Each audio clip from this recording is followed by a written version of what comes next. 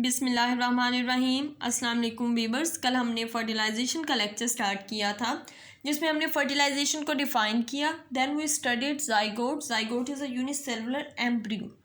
Then we studied fertilization site that is ampulla of the fallopian tube of the female reproductive part. Sperms are deposited in the vagina of the female reproductive part after one ejaculation. Ovulation, follicular cells.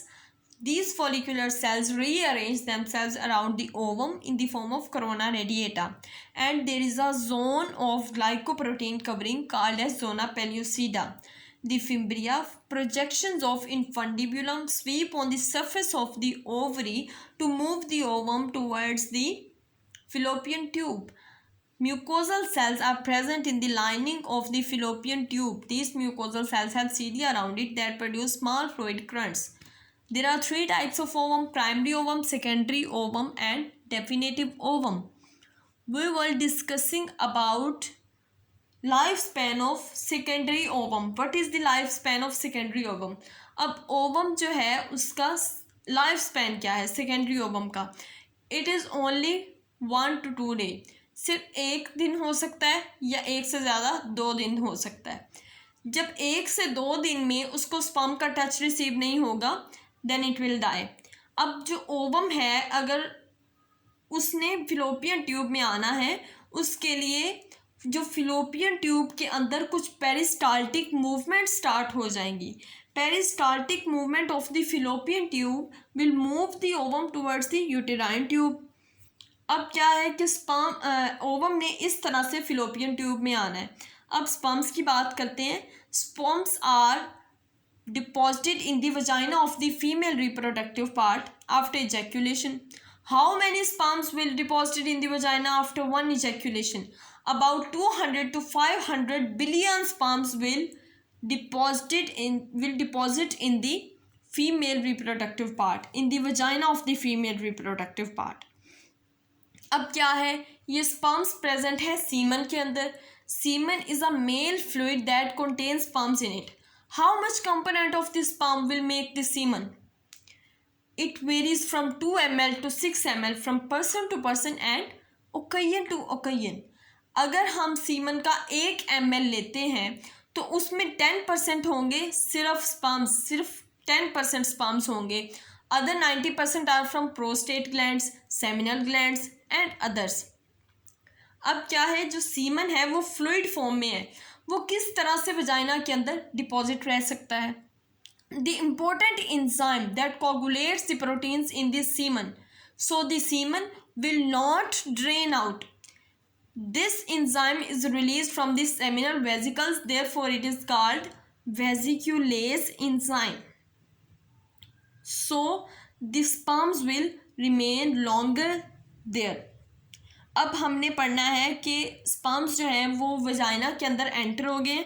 अब vagina से आगे उन्होंने move करना है, but vagina has acidic environment. Due to this sperms movement will be slow down. अब sperm की movement कम हो गई है वजाइना के अंदर, किस तरह से फिर ये आगे की तरफ जाएगा. जैसे ही वो यूट्रस को अप्रोच करेगा it become the super active. जैसे ही वो यूट्रस को अप्रोच करेगा it become the super active due to alkaline environment of the uterus, warm environment of the uterus and less hostile environment. अब वो यूट्रस के अंदर आ गया है, वहाँ पे सर्विक्स की लाइनिंग है, उस सर्विक्स की लाइनिंग में म्यूकॉइड ग्लैंड्स प्रेजेंट हैं. वो म्यूकॉइड ग्लैंड्स जो है वो म्यूकस रिलीज करेंगे. If the mucus is thin, abundant and less viscid, it's mean that the female is ovulated and it also favors the sperms to move towards the fallopian tube. अब किस तरह से check करते हैं doctors कि जो female है वो ओव्यूलेटेड है कि नहीं, कि वो म्यूकस लेते हैं सर्विक्स से और उसको स्लाइड के ऊपर रखते हैं. Then they examine the mucus present on the slide. If it is thin, less viscid and abundant, then the female is ovulated. अब यही mucus जो है वो sperm को फेवर करेगा ऊपर ले जाने के लिए. अब इसके बाद हमने पढ़ना है कि जब हम स्पर्म की मूवमेंट देखते हैं, ये है हमारे पास हमारा स्पर्म,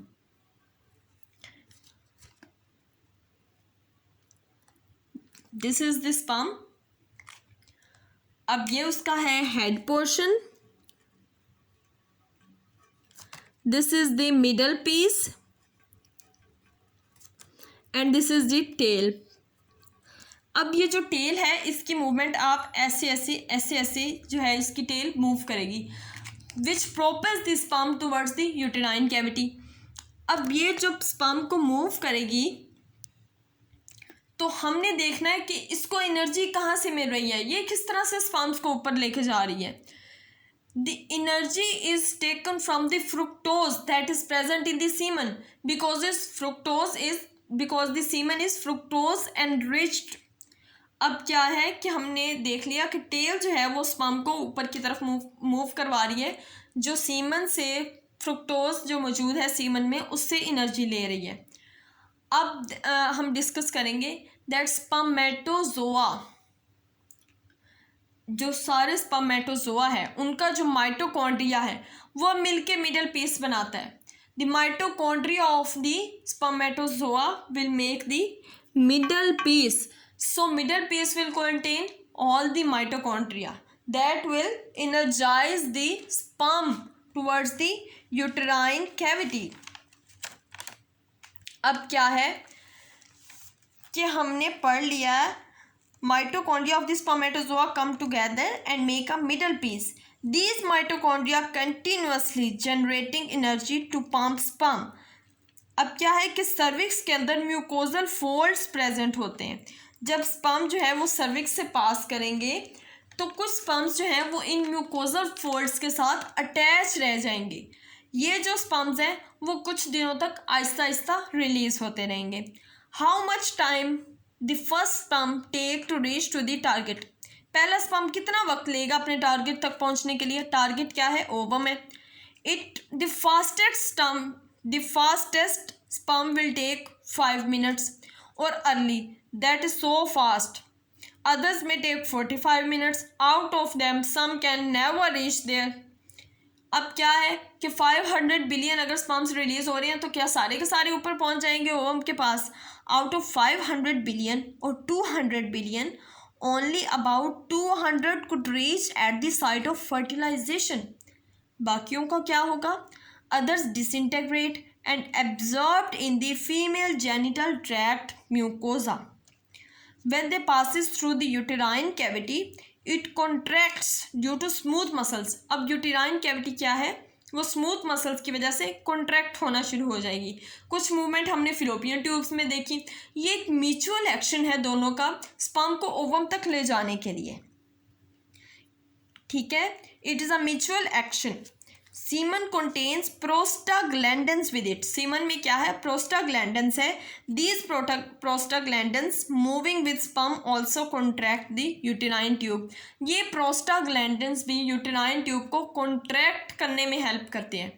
अब क्या हुआ कि प्रोस्टाग्लैंडन्स ने भी हेल्प कर दी है, उधर से यूटेराइन की भी मूवमेंट जो कॉन्ट्रैक्शन स्टार्ट हो गई है, फ्लोपियन ट्यूब के साथ उसका म्यूचुअल एक्शन हो रहा है। इस तरह से स्पर्म्स जो है वो आगे को मूव करना शुरू करते हैं।